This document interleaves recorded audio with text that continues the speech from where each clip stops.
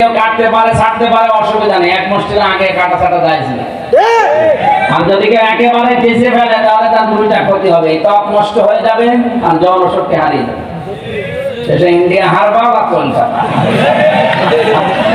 আমি নিচে আর নামলাম না। আশা করছি যারা যুবক হওয়ার জন্য এটা করছে সেটা কিন্তু ব্যাটার ফিউজ হয়ে যাবে।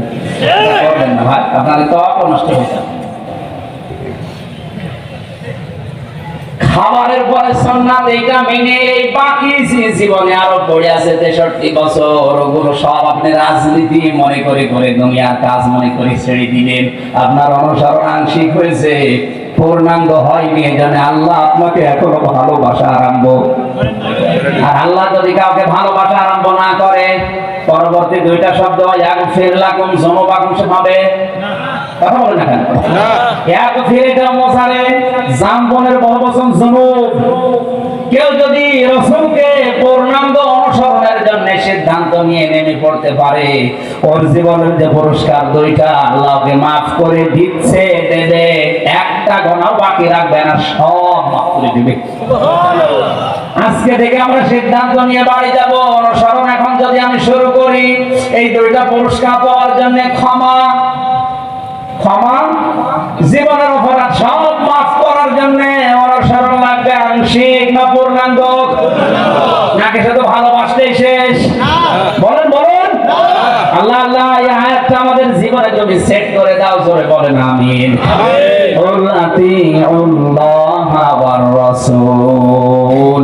হ্যাঁ নবী আপনি বলেন তোমরা অনুসরণ করো আমি আল্লাহর আমার রাসূলের।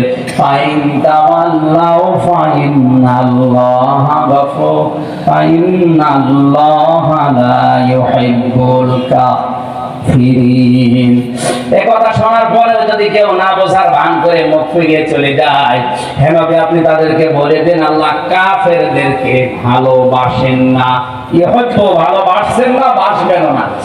সুতরাং আল্লাহর নবীর অনুসরণ করার ব্যাখ্যা যেটা শুনলেন, এটা শোনার পরও যদি কেউ এখন বাকি জীবনে অনুসরণ না করে মুখ ফিরিয়ে চলে যায়, এই আয়াত অনুযায়ী সে কাফের। এই কথা বলেছে কি? সুতরাং শুধু ভালোবাসা ভালোবাসা এই কথা বলে যারা আজ আশিকে রাসূল দাবি করে মানুষকে ধোঁকা দিয়ে বোকা বানাচ্ছে, ফিরে আসেন আপনি। আমি শুধু আবু তালেব আবু লাহাবের মতো ভালোবাসা দিয়ে শেষ করে না দিয়ে হামজার মতো আব্বাসের মতো রিদওয়ানুল্লাহি তাআলা আলাইহিম আজমাইন এদের মতো ভালোবাসার পাশাপাশি অনুসরণ করে দেখান। হযরতে হামজা নবীর অনুসরণ করতে গিয়ে জীবন পর্যন্ত দিয়েছে, তার কলিজা কেটে বের করে ওকে চিবিয়েছে। এই কথা বলুন। তার লজ্জাস্থান পর্যন্ত 3 টুকরা করেছিল, তার শরীরকে করেছিল 73 টুকরা।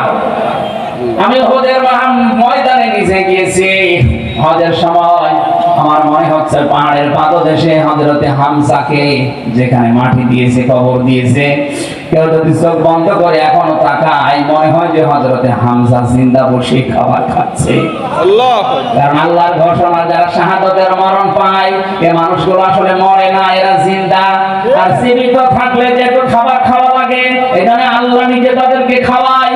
ওয়ালা তাহসাবান্নাল্লাযীনা কুতিলু ফি সাবিলিল্লাহি আমওয়াতা বাল আহয়াউন ইনদা রাব্বিহিম ইরযাকুন। বলেন আল্লাহু আকবার। আমি আল্লাহর জানে যারা জীবন দেয় এদেরকে মৃত বলবেন না। এই মানুষটা যদি এখন মারা যায় আর যদি ঈমান নিয়ে মারা যায়, কবরে থাকবে, ঘুমিয়ে থাকবে, এই শেষ, আর কিছু নেই। আলেম যারা আছেন জিজ্ঞাসা করেন উনি ঈমান নিয়ে মরে গেলেন, কবরে থাকবে, ঘুমিয়ে থাকবে, কিয়ামতে যেদিন সিংহায় ভোটটা উঠে যাবে আল্লাহর কাছে, শেষ। কিন্তু শাহাদাতের মরণ যদি আমি পাই, ঘুমিয়ে থাকবে না, কবরে যাওয়ার পরে আল্লাহ নিজে তাদের খাওয়াবে। সুবহানাল্লাহ। কারণ ঘুমিয়ে থাকলে খাবার খাওয়া লাগে না, এখন বলা লাগবে খাবার খাওয়া লাগবে জীবিত থাকলে, জেগে থাকলে। শহীদরা যেহেতু মরে না, জীবিত থাকে, সুতরাং এই পৃথিবীতে যারা শাহাদাতের মরণ পাচ্ছে, ফিলিস্তিনের লক্ষ লক্ষ মানুষকে শহীদের মর্যাদা যারা দিয়েছে, ওরা কিন্তু মারা যায়নি, ওরা আল্লাহর কাছে খাবার খাচ্ছে। শুধু ফিলিস্তিনে না, পৃথিবীর যেখানে জুলুম করে, অত্যাচার করে, নির্যাতন করে মানুষ মারা হয়, গুম করে মানুষ মারা হয়, বিশ্বাস করলে মানুষগুলো জীবন ধন্য। এই 60 বছর 70 80 বছর কি খেতে পারতো তারা? শাহাদাতের মরণ পাওয়ার কারণে এই মানুষগুলো কিয়ামত পর্যন্ত জীবিত, এবং আল্লাহ নিজে তাদের খাওয়াবে। বাস্তবতা যদি বুঝে থাকেন যে মানুষগুলোকে আল্লাহ শাহাদাতের মরণ দিচ্ছে, ওদের উপর আল্লাহ খুশি, এই কারণে ওই মরণ দেয়। وَلِيَعْلَمَ اللَّهُ الَّذِينَ آمَنُوا وَيَتَّخِذَ مِنكُمْ شُهَدَاءَ وَاللَّهُ لَا يُحِبُّ الظَّالِمِينَ। সূরা আলে ইমরান 4 নম্বর 12 6 নম্বর পৃষ্ঠা 14 নম্বর লাইনের 140 নম্বর আয়াতে শেষ কি আছে?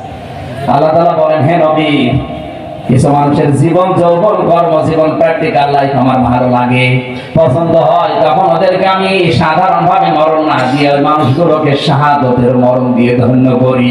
সুবহানাল্লাহ। হযরত হামজাকে আল্লাহ এত ভালোবেসেছিলেন, তার জীবনটাকে, তার কর্মপদ্ধতিতে, তার এই অনুসরণকে নবীজির এত বেশি পছন্দ হয়েছিল, সাধারণ ভাবে ঈমান নিয়ে মরণ না দিয়ে শাহাদাতের মরণ দিয়ে ধন্য করেছে। কিয়ামত পর্যন্ত মানুষ দুনিয়ায় আসবে, মুসলমানেরা হযরত হামজার জন্য দোয়া করবে।